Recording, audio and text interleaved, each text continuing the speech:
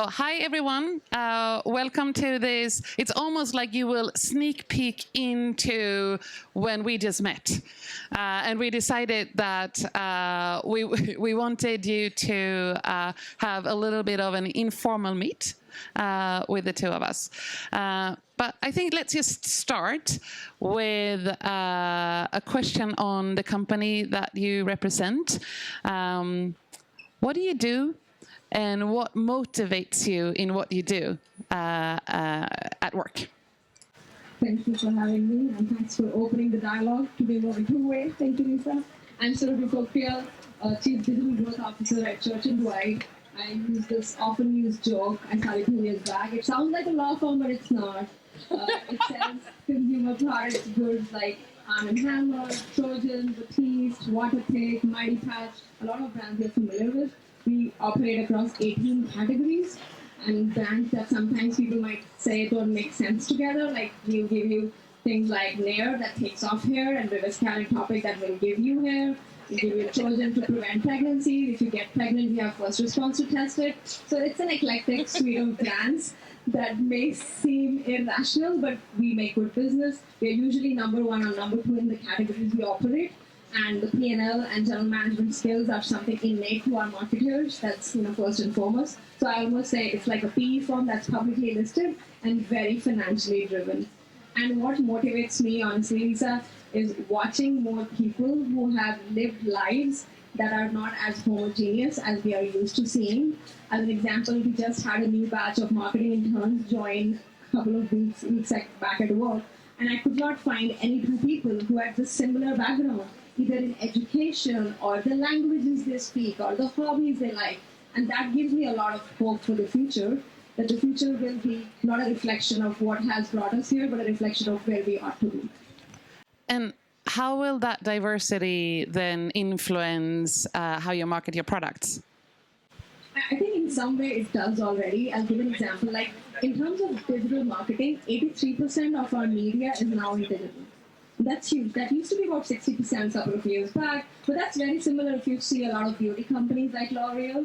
We are not a beauty company, for say, beyond Mighty Patch, but with 83% of the media being digital, social is a big part of our spend. Now think about it. I'm sure all at time you're talking of creators and influencers. So the influencers have to seem authentic and not rehearsed and prepped and scripted. That's the whole point of it. If brands, put the brand language to the extent that the authenticity is lost, they would not be able to connect with the consumer. So I'll share a stat. We have this year, I think, close to 5,000 influencers, micro-influencers, across a variety of brands. And of those influencers, 70 to 74% are multicultural. So that's sort of the answer to what you're saying. The influencers are very intentional choices by us to represent the consumers that we have or the consumers we need to reach. Can I just say this is role modeling, how you should work with your brand? I just love that. So I don't know about you guys, but I have a little bit of an AI fatigue. Okay, so there is like in every single panel that you go to, we have to talk about it.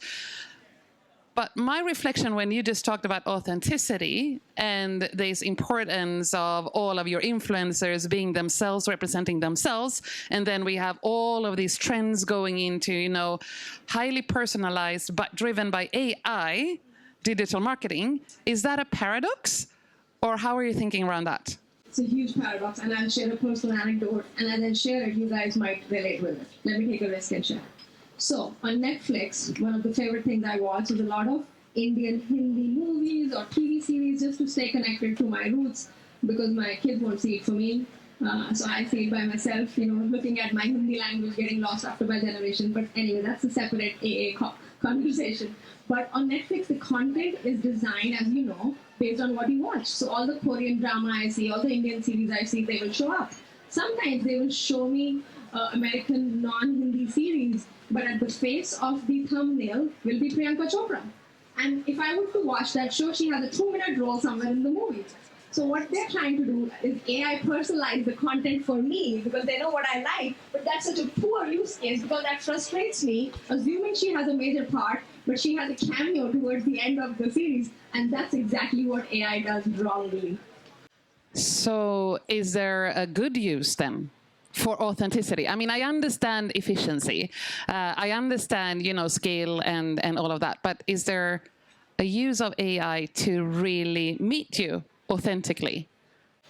There's plenty of use for AI to be used authentically, and I will cite an example from a competitor because I think that's authenticity and vulnerability. I have it myself, and I'm totally open to say that. There's a brand called Elf. Corey is here somewhere, I think, on the crusade today. So we acquired Mighty Patch, acne patch, the #1 acne patch in the US, becoming big in all of Europe.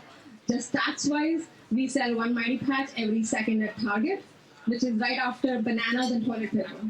So that's how much Mighty Patch we are selling. It's growing outrageous, great brand. Jules, the founder, she was here last year. So with that being said, a lot of other brands are watching this. So the acne category is not disrupted. It's no longer lotions and potions and serum. It's these cute patches that the teens and even adults love to wear, don't have any hang-ups, and it works. Great product. So Elf launched an acne patch recently, a couple of months back, right? And I saw their creative on TikTok and YouTube. You can Google for it. There is Mount Rushmore in the US, which has all the faces of the presidents, on the mountain. So there's a giant helicopter coming, and one of the president's face has a zip. AI produced. The helicopter puts a patch on it and takes out, and there is no zip no more. So that was a cutely done thing, which was authentic and funny, assuming did not hurt much sensibilities. But I think that is creative of AI, because that practically would not have been done by doing a whole production cast of a helicopter actually putting a patch on the face of a president at Mount Rushmore. I love that example. I'll share one of mine. I have a lot of designers in my team, and all this fear around will AI take the jobs of designers. We were dating that fear, and we said, what could we do where AI is expanding on something that designers do? Designers, good designers, are trained to work to have more empathy for the customers. So we built a little tool called Elephant in the Room. So if we would have brought Elephant in the Room here, the elephant would have listened to this conversation, and then at the end would have displayed all of our biases, all of the perspectives that we did not bring up, and really kind of, hold us accountable for maybe not. So that is a little smart tool of where AI could make us more human. And I think that is also like a AI authenticity way. Inspire maybe you to do something similar if you want to. Or you could use our elephant. We can give it to you. I love that, Lisa, and I will borrow that from you, because there's a mix of using AI internally in the company, like a lot of companies are doing. There's a Microsoft tool called Copilot, right? Which will transcribe your notes, meeting minutes, tell you which meeting. So it is giving you everything that exists, but just generating productivity. But what Elephant in the Room is doing is speaking to what is not spoken, but is felt and seen and just heard without the words. Which leads me to, I think, connecting to one of your passions. So we quickly spoke about that earlier, but you founded an organization. Can you share a little bit on what that organization is and why it's a passion of yours? Saying it like an organization makes it sound like such a big thing. It is 120 women now, but I'll give you... That's an organization. So it's called Elevating Women in Digital and Elevating Women in E-commerce. I started at the peak of COVID when everybody was having thoughts of self-realization, like baking bread and exercising. So I chose connecting with people who I was not seeing, and my husband was baking the bread. So I had a lot of women who, like me, were immigrants to the US and would largely come on visa. So when you come on visa in the US, you are tied to the company you work for, your job shifting is super limited, and hence your salary negotiation is limited because the employers know you do not have the flexibility to join any company. So with that context, a lot of early in career assistant brand managers and women who were much early in career would reach out to me for advice, for mentorship. And somehow that group became so big that I started finding people who were quote-unquote privileged over the years to have reached a seat of influence, and people who were early in career. And I started that mentor-mentee network organically. We started with simple things like put a spreadsheet together with salaries that you are okay to say anonymously and company sectors, so that a woman applying for director at Kraft Heinz knows how much Colgate is paying at director level without disclosing company names. So that empowered them with information, especially in US where salary is not spoken openly. This was one use case. The other use case was a lot of women, me included, were looking to get on public and private boards. So how do you start your board journey? Who do you meet? Which are the right recruiters? Because boards can be such a secret, closed door process where you know it only when you're on the other side of the door, but getting on the other side of the door is super hard. And the group grew organically from 20-40 people to 120 today. The only rules we have is simple. It has to be brand people only because we want to restrict sales pitches and so on, even accidentally. We make sure there is mentor-mentee connection. We try to have a code of honor that women will not poach talent from, directly. But the good part is across all CPG in US, I want to say confidently, all these 120 women are 2 degrees of separation away from any job they want. So if there's any job in the brand side across US in consumer product group, my group has 2 degrees of separation and is able to refer talent very confidently, and they will land an interview. I love that. It's like instead of you talking, you made it. You made an action. I think that's phenomenal. I always say and I don't know if this is, me coming from Europe compared to the US, but one of the challenges that I see is that even when a woman get, the question to get into the boardroom, they say, I'm not ready yet. And I'm always telling them, if you got the question, you're ready. What's your reflection on that? Like, are women a little bit more skeptical, or what do you think, if you agree that some women are saying, no, I'm not ready yet, wait, I need more? I think there's so much research, Lisa, that supports what you're saying. If you look at the gender parity gaps in terms of pay package, they say that starts right after college, right? The man will usually negotiate the first salary, and the woman will usually be very grateful for having landed a job. So the gap between your starting salary being 60 versus 75K for the same job just expands over years and years by the time you become senior. But there's a core philosophy. If there's a job description, 8 out of 10 times the woman will say, I do not meet every single requirement, hence I should not apply. Or I'm not expert at every single requirement. And I don't want to generalize, right?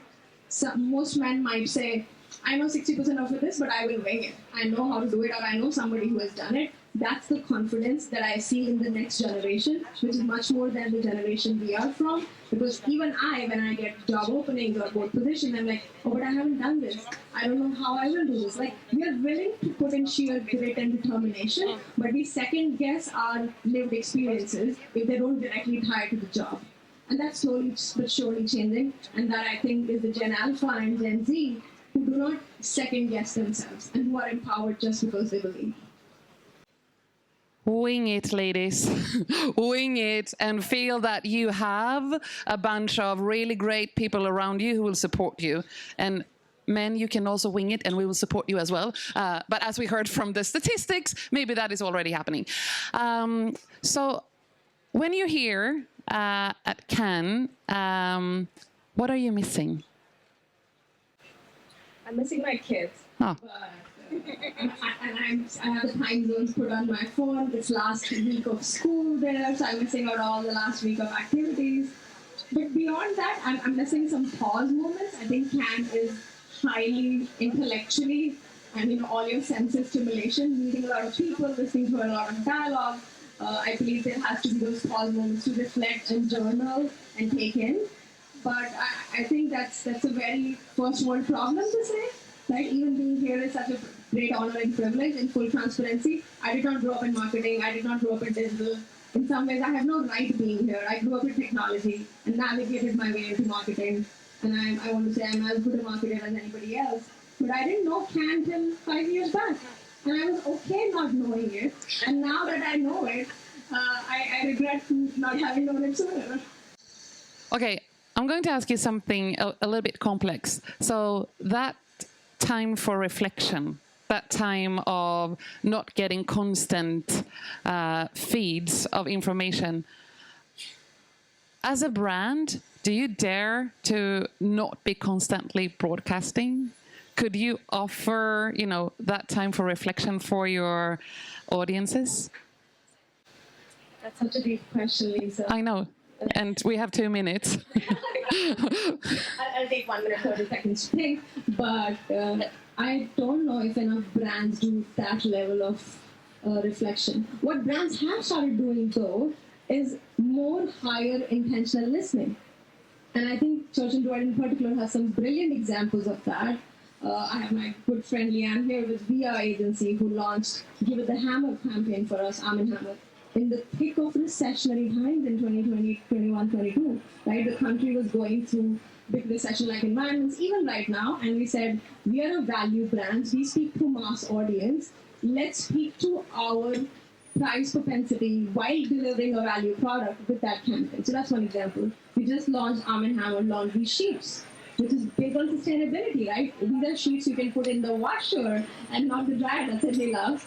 And this is big on sustainability. You don't have to ship a big bottle of liquid across the country. Love it.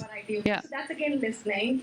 We have hardball cat litter, which is lightweight litter, again on sustainability, developed by our R&D by listening to the consumer. So I think closed loop listening is happening. There is more to be done about pausing and reflecting, but I think listening makes you think better, think different, and hence act different. Wow, thank you. I think that we will end with listen, and that will lead to the pauses that we also need in this really, really noisy world. Thank you so much. Thank you.